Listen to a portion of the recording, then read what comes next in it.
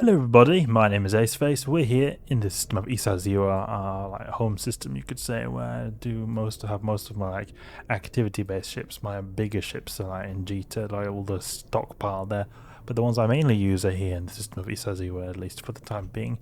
I wanted to do some T4 Firestorm Abyss. You guys have probably seen me do this a lot of times before. The T4 Firestorm Abyss is, in my opinion, one of the most chill Abyss you can do in a Gila. I think it's very cool, and you also can get some decent ISK at the same time as well. Something I just realized is that our fit is quite expensive now. I don't know what's happened, but it seems like our fit skyrocketed in price. So I'm quite curious what has caused us to have such a high price. Like, we're suddenly getting such a high price. This fit used to go for 500 million. We can check here. Show info, view market details. Gila 330. I think it might have gone up a bit in price. The Gila. No, what is so expensive here? I'm not really sure what the increase in price is. I think it's just that everything is, in generally speaking, gone up in price. The shield boosters, rigs, the hull, everything seems to be quite pricey. So, you know what, let's just take a little bit of a dive here. Again, to that Firestorm Abyss. I'm actually not using the conventional implants I use. I'm using the crystal implants, which are quite good in terms of shield boosting capabilities. But I don't know if they're going to be very, very optimal for the hybrid Gila, because we rely a lot on our big buffer, which I usually use with Nirvana implants. We'll see how this goes. Go a little bit to the side here. What have we got? Entanglement, null charge could be good to take care of. Entanglement, let's go for this guy here. And let's use that shield booster. I want to get that going on straight away. That's good. And then we've got all those null charges which we want to take out as well, because we don't have actually so much extra capacitor here. Let's take him out here, and then this one here. Oh, look at that, getting some big hits. You get closer and a little bit to the side. Closer and a little bit to the side is what we're talking about here. Oh, look at that, taking him some big hits. Likes to give us some big slaps, Charybdis Tyrannos here. Difficult to be safe from Charybdis. Charybdis can be quite a deadly type of wave in the Firestorm Abyss if you take some big hits. See here if we can get some missiles here. Taking a little bit of damage on those Hammerheads. It seems to be alright. It was a long time since I used the Gila. Beautiful looking ship. Wreck this guy here. Good. Now for this one here. And then we got the reload going on as well. A module has run out of charges. Let's get close. As soon as you get close to Charybdis, it's alright. I just want to do some chill Firestorm Abyss here. And I just see that my silly fit is going for so much more than it used to. It's a bit annoying because that's one of the things I loved about this fit, is that it was quite cheap. But now it's just going up and up in price. Let's wreck this Scylla here. Let's go. Okay, good. Charybdis Tyrannos, wreck him. Should be alright. We just need to keep close here, it's no problem. Just maybe need to be a little bit careful that we don't get flung out by that tachyon cloud. What is your guys' go-to Abyss filament type that you like to do in a very chill fashion? Because I know that in terms of my EVE Online experience, I've got different types of filaments depending on my mood. If I want to go higher risk, higher reward, T6 gammas. If I want to go chill, a low tier, not have to think too much about gankers, T4 Firestorm. Because, I mean, it's still you can get ganked, but if you do die, then it's less of a loss. And also, I find it to be a little bit less likely than the T6s. T4 Firestorm is very good for chill. Abyss.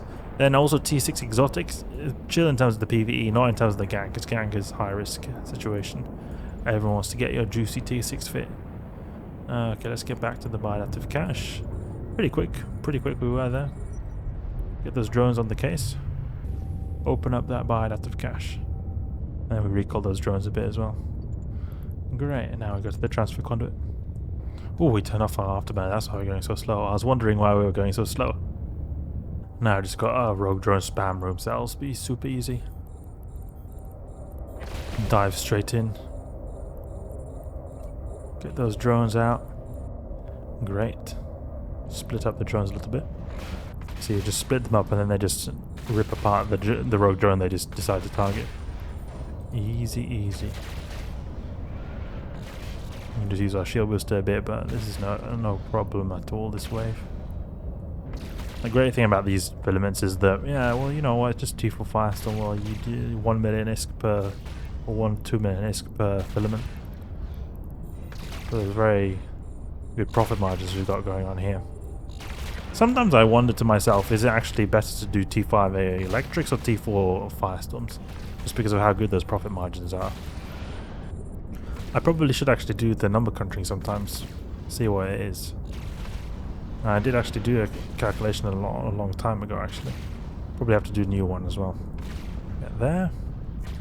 Let's wreck the strike lance here. Okay, recall those hammerheads. Next wave. Not too good loot we've got here.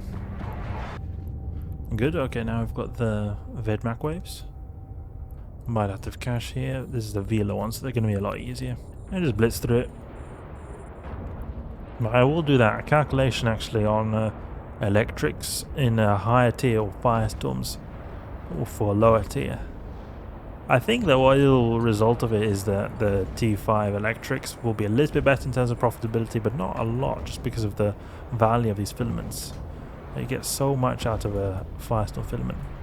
I love the T5 as well, but they're a little bit more difficult to run. Oh yeah, look at all those ghosts. Thankfully I'm not using a gun-based ship, otherwise I would have had a very big amount of trouble getting any hits in these guys here. Okay, bind active here, land a volley quickly. Good, and what have we got here? Ooh, Cataclysmic Dark, yes, this is what I love. I don't know why, but it always feels like I get the better loot from the T4 Firestorm than the rest of the T5 Electric, like those good filament drops. Feels like I rarely get them from the T5 Electrics, but I know that isn't the case, it just feels that way. And I usually expect very low of the Firestorms just because of how cheap the filaments are, but get a lot from them. Wreck that Gila Vedmak here. With the furious Hammerhead IIs. We're sitting here with 849 DPS. No joke at all. Right, these ghosters now. Great, okay. Can recall all our drones. Go to the origin conduit. Great, so we did that T4 Firestorm with a really good ease. Only thing was a bit scary was that Charybdis Tyrannus wave. That wave can get a little bit spicy, you know.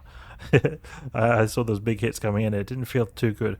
It would have been a little bit different if I had the Nirvana implants. Then we would have had that big buffer to sort of act as a bit of a safety net. But here we've got crystal implants, which are cheaper implants, but maybe not as good for having a big buffer. But we had better shield boosting capabilities. But the thing is, the shield boosting on this ship is not the main priority of the tank, so it's a little bit rougher than it usually would be.